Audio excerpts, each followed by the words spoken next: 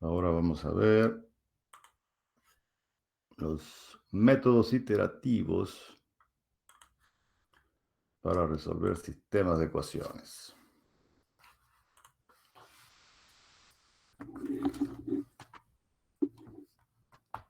Ok.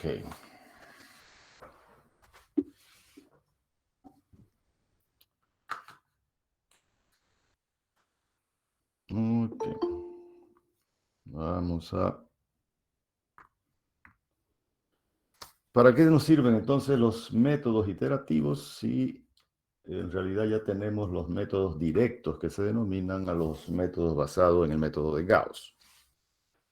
¿No es cierto? El método de Gauss, teóricamente, nos entrega soluciones sin ninguna aproximación. Por lo tanto, se pudiera considerar, entre comillas, métodos exactos, a no ser por los errores de redondeos que se cometen en el proceso de eliminación y en la etapa de sustitución reversiva. Los métodos iterativos son métodos aproximados. Entonces, siempre vamos a obtener soluciones aproximadas, solo que la podemos hacer tan aproximada simplemente aumentando la cantidad de iteraciones. Esto quiere decir que en los métodos iterativos el error de redondeo no es un problema, ¿cierto? Entonces nosotros podemos controlar el error de redondeo simplemente aumentando la cantidad de iteraciones. Eso no lo podemos hacer en los métodos directos como el método de Gauss. Tenemos que generar un algoritmo específico para corregir el error de redondeo y eso incrementa significativamente el esfuerzo computacional,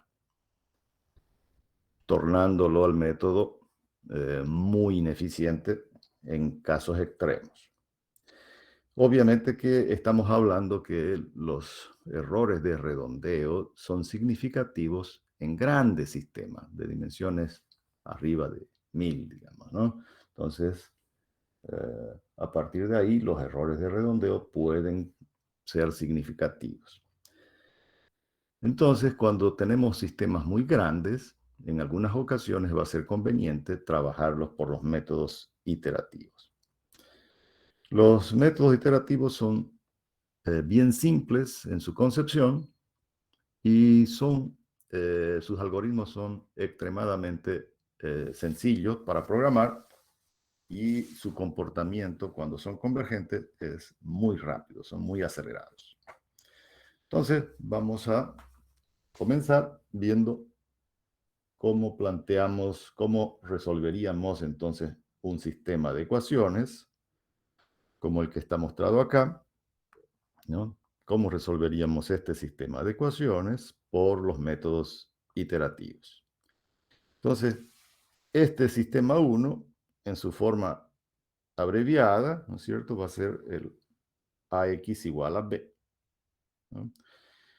Para poder generar un proceso iterativo, tenemos que llevar este sistema en un formato donde la incógnita, es decir, el vector de las incógnitas, esté en ambos de los lados de la ecuación, en una ecuación similar a esta, ¿no es cierto? Donde entonces tenemos x en ambos lados de la ecuación y nosotros podemos introducir un valor de x, ¿no? Cualquiera, ¿no? Para iniciar el proceso iterativo. Generalmente, por defecto, se utiliza el valor de 0, ¿no es cierto? Entonces, le decimos que en la primera iteración x valga 0. De manera que al resolver la ecuación, vamos a obtener entonces que x es igual a 0. Con ese valor de x, lo volvemos a reemplazar, ¿no es cierto?, en el lado derecho de la ecuación y nuevamente se resuelve la ecuación, ¿no? Y si ahí ya se genera el proceso iterativo, ¿no? El valor recién encontrado lo volvemos nuevamente a reemplazar en el lado derecho y así sucesivamente hasta que eh, la la iteración, las diferencias entre una iteración y la siguiente tenga un valor aceptable, ¿no? Ok, el problema es cómo generamos entonces esta ecuación que acá la hemos denominado la ecuación 2. Esta sería nuestra ecuación 1 y esta de acá sería nuestra ecuación 2. Y en realidad es muy sencillo generar la ecuación 2, ¿no? A partir de la ecuación 1.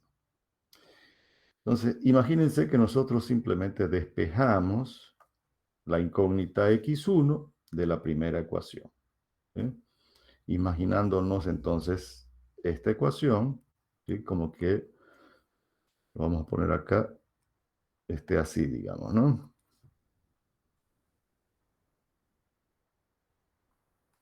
Etcétera, hasta llegar aquí donde tendría que ser el xn-1 y más el xn. Entonces, si despejamos x1 de la primera ecuación, todos los otros términos pasan al otro lado con signo negativo y el coeficiente que está multiplicando a x1, el a11, pasa a dividir. Entonces, por ejemplo, pasamos el a12 al otro lado con signo negativo y el a11 pasa a dividir, ¿no? Esto va a ser multiplicado por x2. Lo mismo hacemos con a13 por x3, ¿no? Pasa con signo negativo el a13 dividido entre el a11 por x3. Y así sucesivamente, hasta llegar al último valor, que sería el a1n dividido entre a11 por xn. Más, ¿no es cierto? Tenemos acá del lado derecho de la ecuación, ya tenemos el vector, los coeficientes del vector de término independiente b. Entonces acá nos quedaría b1 dividido entre a11. Si hacemos lo mismo en la ecuación 2, vamos a obtener entonces x2. Ahora el a21 pasa al otro lado, que está multiplicando, todo esto está multiplicando a x1, ¿no es cierto? A x2, a x3, etcétera, ¿no? n-1 más por xn, ¿sí? Entonces pasa acá el a21 dividido ahora entre el coeficiente que multiplica a x2, que sería el a22, por x1, y ahí lo saltamos al x2, ¿no es cierto? Y nos vamos al a23, el a23 dividido entre el a22 por x3, y así sucesivamente hasta llegar al a2n dividido entre el a22 más b sub 2 dividido entre el a22. Este procedimiento lo hacemos hasta llegar a la última ecuación, ¿no es cierto? Cada uno despejando. Y ahora bien, si nosotros ponemos ahora esta expresión que estamos desarrollando en el formato, ¿no? En el formato matricial, del lado izquierdo nos van a quedar nuestras incógnitas, x1, x2 hasta xn, ¿no? Y del lado derecho vamos a obtener esta matriz que multiplica también a x, ¿no? Pero que tiene ceros en la diagonal, ¿no es cierto? Porque son las incógnitas que hemos despejado. Entonces no están de ese lado, ¿sí? Entonces acá vamos a tener todos estos valores hasta llegar al a1n sobre el a11. Lo mismo en la fila 2 va a ser el a21 sobre el a1, perdón, acá ya va a ser el a22. Acá va a ser 0, ¿no es cierto? El elemento de la diagonal. El a23 sobre el a22 hasta el a2n dividido entre el a22. Y así sucesivamente, ¿no? Hasta llegar a la última ecuación, donde acá tendríamos el negativo del an1 dividido entre el ann menos el an2 dividido entre el ann menos AN3 dividido entre el ANN, y así sucesivamente hasta llegar al último valor que es 0, ¿no? Porque todos los elementos de la diagonal son las incógnitas, ¿no?, que hemos despejado, es decir, que se mantienen en el lado izquierdo de la ecuación. Por lo tanto, no aparecen en el lado derecho y sus coeficientes obviamente se anulan. Entonces, todos los coeficientes de la diagonal principal de esta matriz B van a ser 0. ¿Eh? Ok, entonces básicamente de esa manera obtenemos B. Y C, este vector C, va a ser justamente, ¿no?, el que aquí estaría, aquí lo vamos a ampliar, a ver si es que nos permite el espacio. Acá estaría también el vector X, ¿no es cierto? X1, X2, hasta XE. Y más este vector C, que ahora va a ser el B1 dividido entre el A11, el B2 dividido entre el A22, hasta llegar al último, que sería el Bn dividido entre ANN, ¿no? Este vector sería entonces el vector C, ¿no?,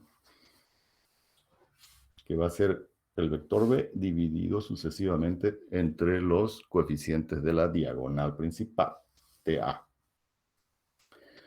Entonces, el procedimiento para generar esta ecuación 2 es muy sencillo, ¿sí? Una vez que ya tenemos el sistema, la ecuación 2, ya es simplemente comenzar a reemplazar los valores de x, ¿no? Nos damos un valor inicial y generamos el proceso iterativo.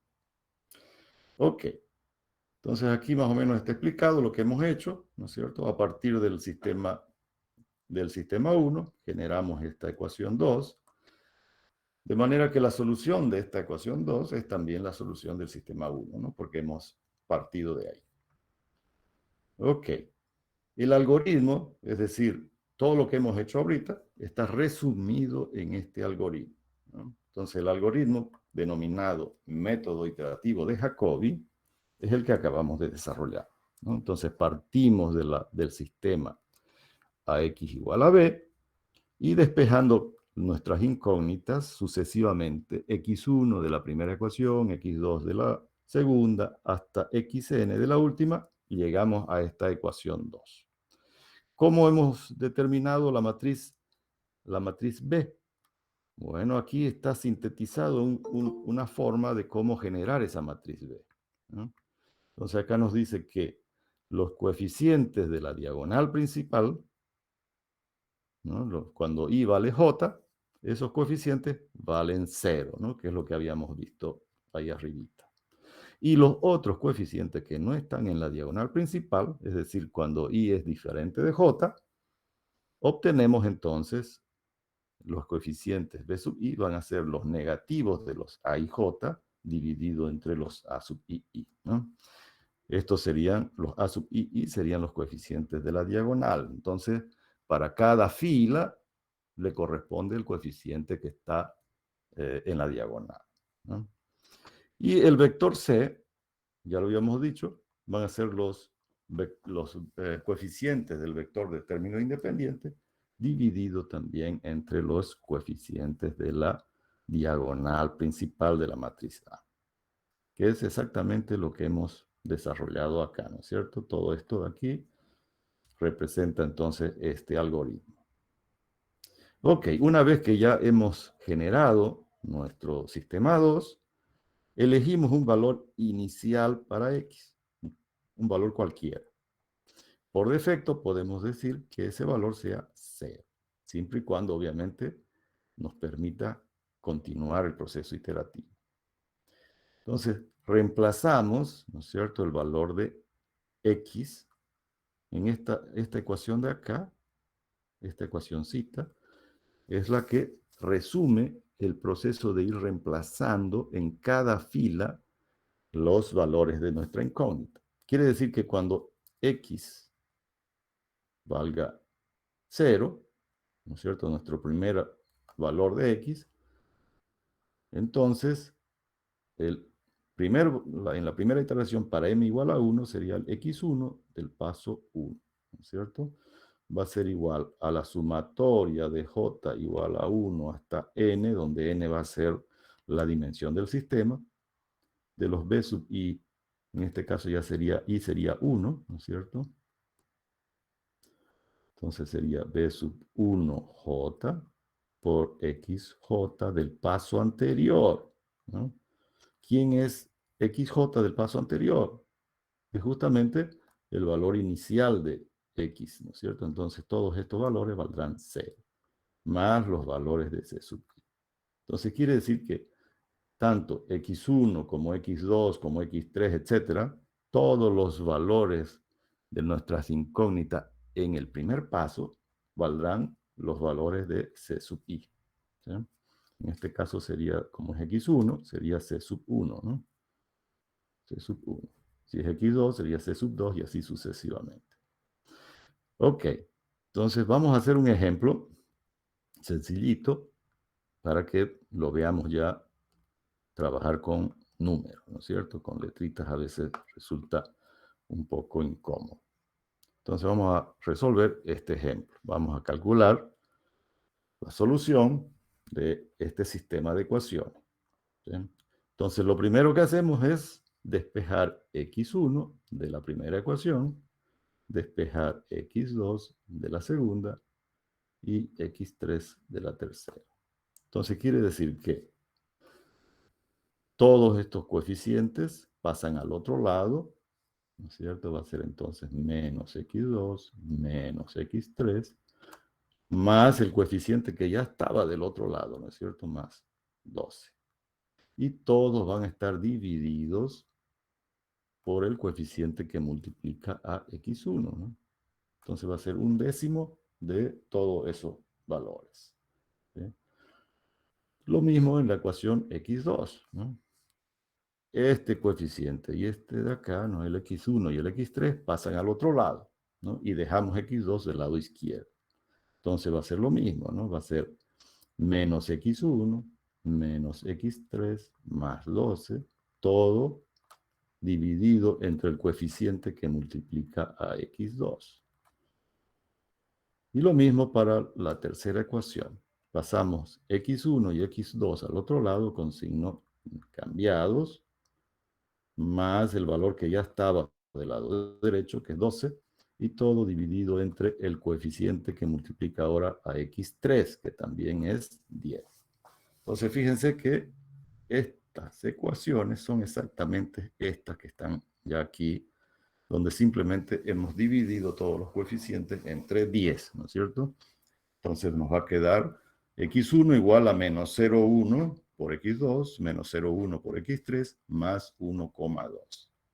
Y las mismas ecuaciones, debido a que los valores de los coeficientes son los mismos, ¿no? En las mismas posiciones, entonces se generan ecuaciones básicamente idénticas para todas las variables. Eso es simplemente para este problema que sucede, ¿no es cierto? Habrán otros problemas que los coeficientes que multiplican a las incógnitas sean diferentes. En este caso, son idénticos para facilitar eh, el cálculo de las operaciones que se hacen, ¿no? Ok, vamos a limpiar esta pantalla. Entonces ya tenemos nuestro sistema 2. Este sería nuestro sistema 2, ¿no es cierto? Este de acá sería nuestro sistema 1. ¿No? A partir de ese, entonces, hemos generado nuestro sistema 2. Perfecto. Entonces, ahora, ¿qué hacemos? Nos damos el valor inicial de x. Entonces, decimos que todos los valores de x inicialmente en el paso 0, que sería el paso inicial, porque el algoritmo, fíjense, comienza para m igual a 1. Entonces, el primer valor calculado va a ser el x1. ¿Cómo se calcula eso? Simplemente reemplazando los valores de x en la primera ecuación, como valen 0, ¿no? Entonces va a ser 1,2. Lo mismo para x2 y para x3, ¿no es cierto? Reemplazamos sus valores por 0 y obtenemos sus correspondientes valores de x2 y x3. Ok, con esos valores ahora calculados de x1, x2 y x3, los reemplazamos nuevamente en la siguiente iteración, ¿no? En el paso m igual a 2, ahora por sus valores, ¿no es cierto? Ahora vale 1,2. Todos valen 1,2, ¿no? Y volvemos a calcular cada una de estas ecuaciones. Entonces, de la primera ecuación, ¿no? Al calcular ese valor, menos 0,1 por 1,2, menos 0,1 por 1,2, nos va a dar menos 0,24, ¿no es cierto? Estas dos operaciones nos van a dar menos 0,24, y por lo tanto, al sumarlo a 1,2, va a ser entonces 1,2 menos 0,24, nos da 0,96. ¿Sí? Como las operaciones son idénticas en todas las filas, si ustedes se fijan, entonces vamos a obtener para x2 y x3 los mismos valores. Y el proceso se repite, ¿no es cierto? Ahora tenemos que reemplazar cada una de nuestras incógnitas por el último valor calculado para las incógnitas, que va a ser 0,96 ahora, ¿no? Entonces, reemplazamos, ¿no? En el lado derecho de la ecuación por 0,96, 0,96, ¿no? 0,96, 0,96. Y volvemos a hacer las operaciones, ¿no? Y eso nos da para cada una de nuestras incógnitas 1,008. Y así sucesivamente, ¿no? Para el paso número 4, nuevamente reemplazamos ese valor de 1,008 y generamos nuevamente la solución de esta segunda ecuación. Ok, ¿cuántas iteraciones necesitamos hacer? Bueno, eso depende ya de la tolerancia que se nos dé, ¿no es cierto? Entonces, vamos a generar soluciones o iteraciones hasta que la diferencia entre dos iteraciones sucesivas sean menores a una cierta tolerancia. Aquí fíjense que ya en el paso número 7, ¿no? La solución aproximada ya se está aproximando a la solución exacta para este sistemita, ¿no? Que es las tres incógnitas valen 1. Entonces, a medida que generamos iteraciones, ese valor se está aproximando al valor exacto de la solución, que es igual a 1. Si queremos mayor cantidad de dígitos, es decir, mayor precisión, generamos entonces mayor cantidad de iteraciones hasta la tolerancia deseada. Ok, entonces este es un procedimiento muy simple, ¿no? Muy simple, y nos permite controlar el error de redondeo de manera directa, es decir, simplemente generando mayor cantidad de iteración. Ok, como todo lo bueno siempre tiene algún problemita, entonces vamos a ver cuál es el problema que tienen estos métodos iterativos. Entonces vamos a resolver este ejemplo 2. Fíjense que este sistema es en realidad el mismo que el del ejemplo 1, solamente que la hemos desordenado, ¿no? Las filas. Fíjense que esta primer fila en el ejemplo 2 correspondería a la fila 3 en el ejemplo 1, ¿no es cierto? Esta fila de acá correspondería a la fila 1 en el ejemplo 1 y esta correspondería a la fila 2. Simplemente lo único que hemos hecho es intercambiar la fila. ¿Con qué objetivo? Ya vamos a ver, ¿no? Entonces ahora procedemos de manera análoga a lo que hicimos en el ejemplo 1. Despejamos entonces x1 de la primera ecuación, x2 de la segunda y x3 de la tercera. Entonces vamos a tener el coeficiente que multiplica x1 es 1. Entonces pasa a dividir, quiere decir que no va a afectar. Y x2 y más 10x3 pasan al otro lado con signos cambiados. Entonces va a quedar menos x2 menos 10x3. Y como ya estaba el 12 del otro lado, queda más 12. Hacemos lo mismo, despejando x2 de la segunda ecuación. Básicamente es lo mismo, ¿no es cierto? Solo que ahora tenemos el menos 10x1 menos x3 más 12. Y de la tercera ecuación despejamos x3. Vamos a tener entonces 1 dividido entre 1, menos x1, menos 10x2, más 12. Y como el divisor es 1, básicamente esas son nuestras ecuaciones, ¿no es cierto?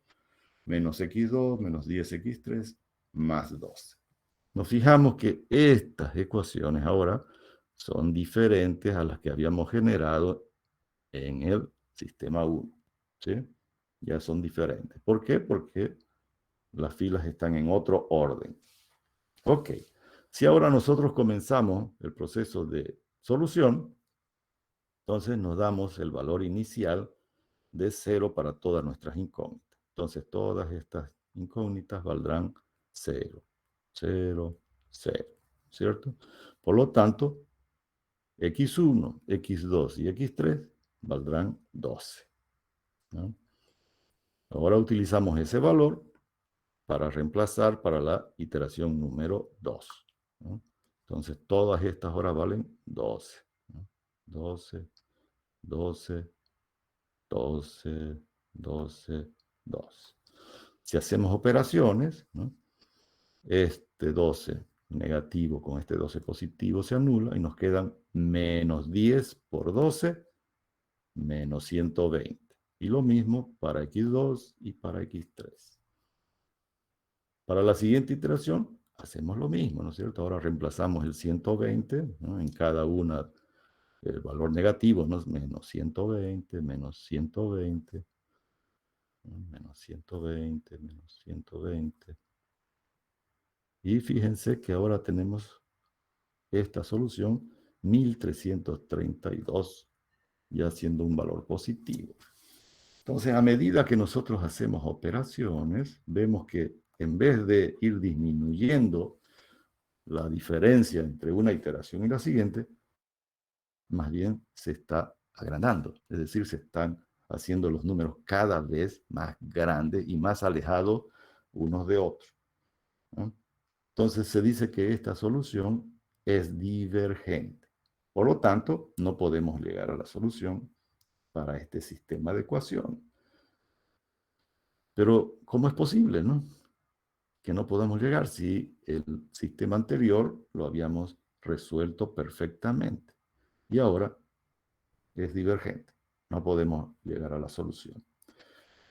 Entonces, la explicación es que, no sé si ustedes se dieron cuenta, en este primer sistema, los mayores coeficientes de la matriz A, ¿no es cierto?, están en la diagonal principal, ¿no? Si nosotros representamos acá nuestra matriz de coeficientes, está de esta manera, ¿no? Esta es nuestra matriz A. Y claramente se nota que los mayores coeficientes están en la diagonal principal. A este tipo de matrices se denominan diagonalmente dominantes, ¿no es cierto? Porque los valores que están en la diagonal principal son los mayores valores de cada fila, y no solamente que son los mayores valores en valor absoluto, sino que además son mayores a la suma de los otros valores en cada una de las filas, ¿sí? Si yo sumo los otros valores, siempre van a ser menores a los coeficientes que están en la diagonal, ¿sí? Eso entonces es una característica de los sistemas diagonalmente dominantes. Entonces, cuando la matriz de coeficientes es diagonalmente dominante, se dice que el sistema es diagonalmente dominante, ¿no? Y lo resumimos en esta desigualdad, ¿no es cierto? Entonces acá nos está diciendo que una matriz de coeficientes A es diagonalmente dominante cuando los coeficientes que están en la posición de la diagonal principal en valor absoluto son mayores a la suma de los otros coeficientes en la fila correspondiente, ¿no? Si estamos en la fila 1, el A11 en valor absoluto va a ser mayor a la suma de los otros coeficientes de la fila 1. Y así sucesivamente, ¿no? El A22 va a ser el mayor coeficiente en valor absoluto de la suma de los otros coeficientes de la fila 2.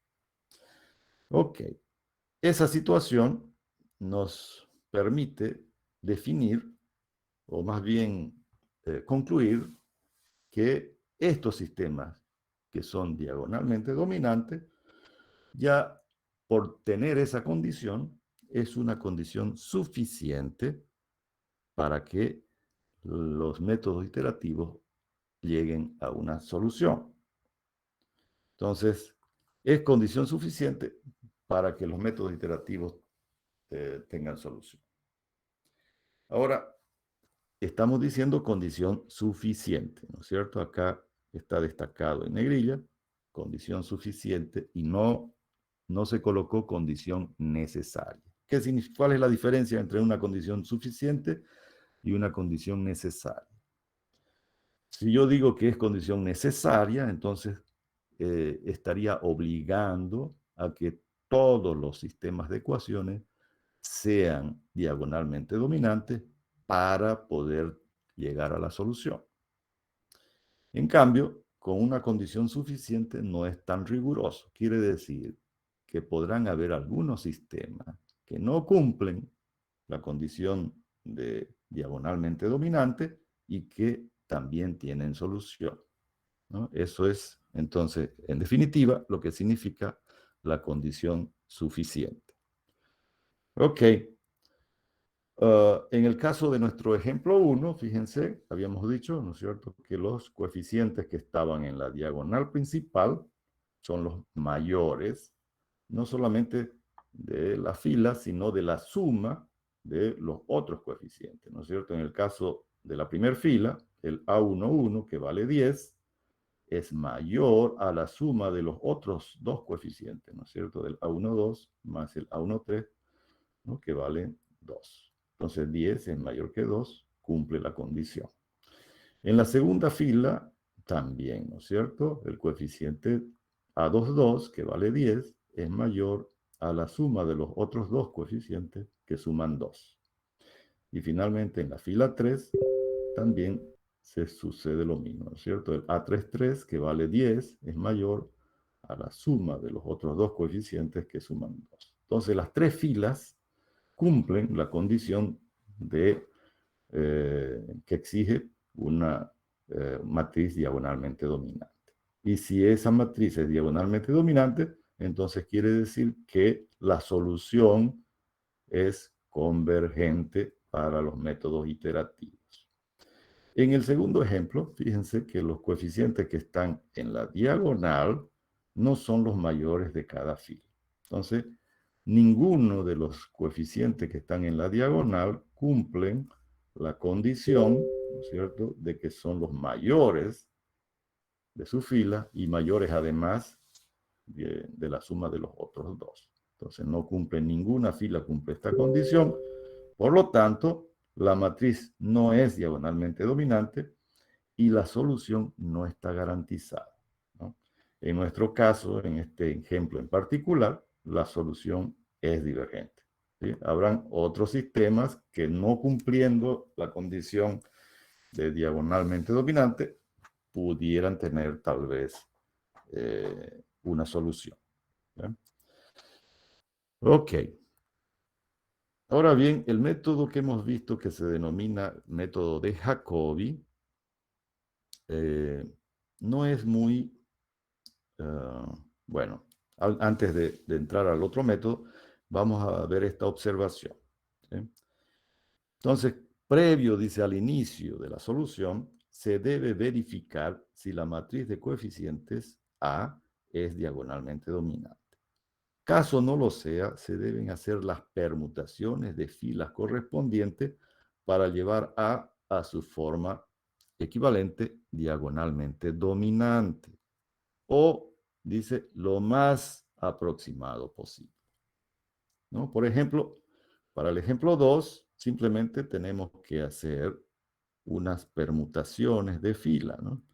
La fila 1, por ejemplo, la hemos llevado a la fila 3, la fila 2 a la fila 1 y la fila 3 a la posición de la fila 2. De esa manera ya tenemos que los coeficientes que están en la diagonal principal son los mayores y además cumplen la condición de diagonalmente dominante y por lo tanto garantizamos la solución. Es decir, estamos en la solución del ejemplo 1, ¿no? Aquí estaríamos en el ejemplo 1. ¿Sí? Entonces, el ejemplo 2 lo podemos llevar, en este caso, al ejemplo 1 y garantizamos la solución. En cualquier sistema en general, lo que tenemos que hacer es justamente buscar, perdón, buscar llevar lo más próximo posible nuestro sistema a un sistema diagonalmente dominante. Mientras más se aproxime, es más probable que nuestro sistema tenga solución, es decir, sea convergente. Ok, ahora sí, vamos a decir que en el método de Jacobi teníamos, vamos a observar acá lo que hicimos, tenemos que reemplazar para todas nuestras incógnitas los valores del paso anterior, ¿no es cierto? En el primer paso, por ejemplo, todas valían 0, ¿no? Todos valían 0, y recién calculábamos x1, x2 y x3 del paso 1, ¿no? Luego reemplazábamos todos los valores del paso 1 para obtener la solución en el paso 2, ¿no? Entonces acá teníamos que colocar sus correspondientes valores, ¿no? Y eso lo hace a este método un poco ineficiente. Porque si ya conocemos, por ejemplo, en el paso 1, si ya hemos calculado x1, ¿por qué no lo introducimos ese valor para calcular en el mismo paso, en el paso 1, para calcular x2, ¿no es cierto? Si yo introduzco este x2 acá, voy a obtener una solución para x2 un poquito diferente y más aproximada ya al valor final. No lo mismo si ya he calculado x1 y x2, puedo reemplazarlos para calcular x3 y así sucesivamente. Entonces, eso es lo que hace el método de Jacobi. Entonces, vamos a ver el algoritmo de Jacobi, cómo se modifica en relación el algoritmo de Gauss-Seidel, cómo modifica el algoritmo de Jacobi. ¿Sí? Tenemos acá el algoritmo de Jacobi, ¿dónde estaba? Aquí, ¿no? Entonces, fíjense, la ecuación que describe el algoritmo de Jacobi es esta de acá, donde tenemos la sumatoria donde los x sub j, todos corresponden al paso m-1 cuando estamos trabajando en el paso m. Es decir, todos corresponden al paso anterior. Entonces, en el algoritmo de Jacobi, la subdividimos en dos esa sumatoria, ¿no? La subdividimos en dos y vamos a tener entonces lo mismo que en Jacobi, las incógnitas del paso anterior, ¿no? Las que no se hubieran actualizado todavía, y las recién calculadas están acá, ¿no? Entonces tenemos acá los XJ del paso M, fíjense que es el mismo paso que está acá. Entonces, por ejemplo, para calcular x2, ¿no es cierto?, del paso 1, ya vamos a utilizar el x1 del paso anterior, ¿no es cierto? Porque acá va a ser, digamos que tengamos aquí entonces el b sub 2j por el xj, en este caso sería del paso 1, ¿no es cierto? Más, y así sucesivamente hasta llegar a c sub 2.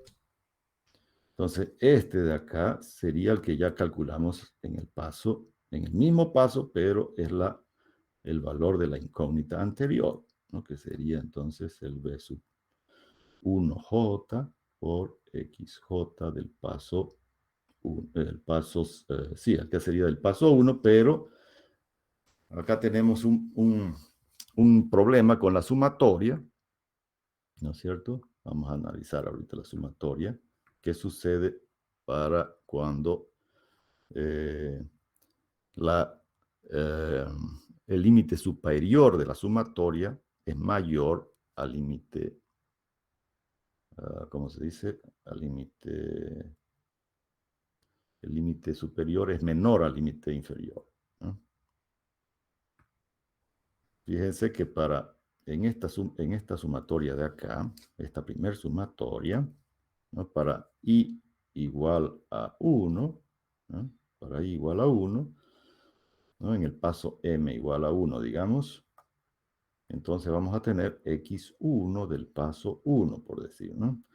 Va a ser la sumatoria desde j igual a 1 hasta i menos 1.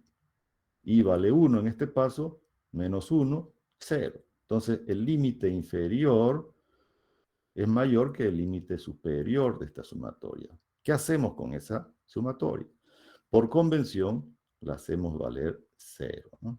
Cuando la sumatoria, ya hemos visto creo en otro tema también lo mismo, ¿no? Cuando la sumatoria, el límite inferior de la sumatoria es mayor al límite superior, simplemente la anulamos esa sumatoria, ¿sí?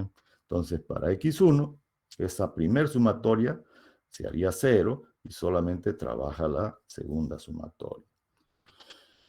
Ok, entonces, este método obviamente es mucho más acelerado que el método de Jacobi, ¿sí? Entonces, eso lo decimos acá, ¿no? El método iterativo de Gauss es más acelerado que el método de Jacobi, pues utiliza el último valor calculado de x, el x y más 1, el x y m, y lo introduce para calcular el siguiente valor de x, ¿no? En la misma fila, es decir, en el mismo paso, ¿no? Entonces, el x y más 1 se calcula con los valores anteriores de las incógnitas anteriores que ya las hemos calculado. Por ejemplo, vamos a resolver el mismo ejercicio. Hicimos el ejemplo 1, pero ahora utilizando el algoritmo de Gauss-Seidel. Ok, entonces despejamos x1 de la primera ecuación, despejamos x2 de la segunda, x3 de la tercera, y esto ya lo tenemos acá, ¿no es cierto? Ya está despejadito. Entonces, ahora simplemente con las ecuaciones ya eh, obtenidas, simplemente comenzamos a reemplazar. Entonces nos damos el valor inicial para x, todas que valgan inicialmente para m igual a 0, que valgan 0, ¿no? Entonces nos vamos ahora a la primera ecuación, ¿no? Para calcular x1. Entonces estos dos valores son 0 inicialmente. Por lo tanto, el primer valor de x1 será 1,2, ¿no es cierto? El 1,2 que viene acá. Ahora bien, para calcular x2 ahora, ese valor de x1 ya viene y se reemplaza en la segunda ecuación por su valor de 1,2. ¿Sí? Como x3 todavía sigue siendo 0, entonces la operación va a ser menos 0,1 por 1,2 más 1,2. Y eso nos da 1,08. ¿Sí? Con esos dos valores ahora obtenidos, nos vamos a la ecuación 3, ¿no es cierto? En la ecuación 3 reemplazamos el último valor calculado de x2 y el último valor calculado de x1, ¿no? Entonces tenemos ahí esos dos valores ya conocidos en el mismo paso, porque seguimos en el paso 1, y calculamos ahora x3 y nos da 0,972. Ok. Y esa misma lógica la utilizamos entonces en los siguientes pasos, ¿no es cierto? Por ejemplo, a ver, vamos a borrar esto. Entonces, digamos que hemos calculado estos tres valores. Entonces, ahora nos vamos al paso 2 y vamos a calcular x1. Entonces, ¿qué valor toma x2? El último valor que tenemos hasta el paso 1 es que x2 vale 1,2, ¿cierto? y x3 vale 0,972.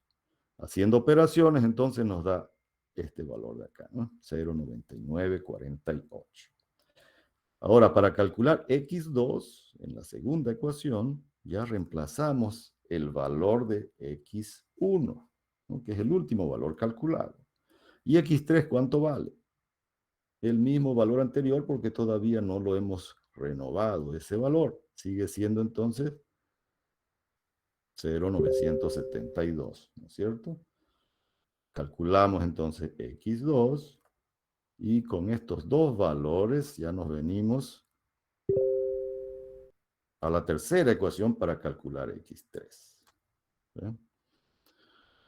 Entonces, este procedimiento es mucho más dinámico que Jacobi y obviamente se acerca mucho más aceleradamente a la solución. De manera que en los mismos 7 pasos que hicimos por Jacobi, ahora ya la calculadora se desborda y ya nos da la solución prácticamente exacta.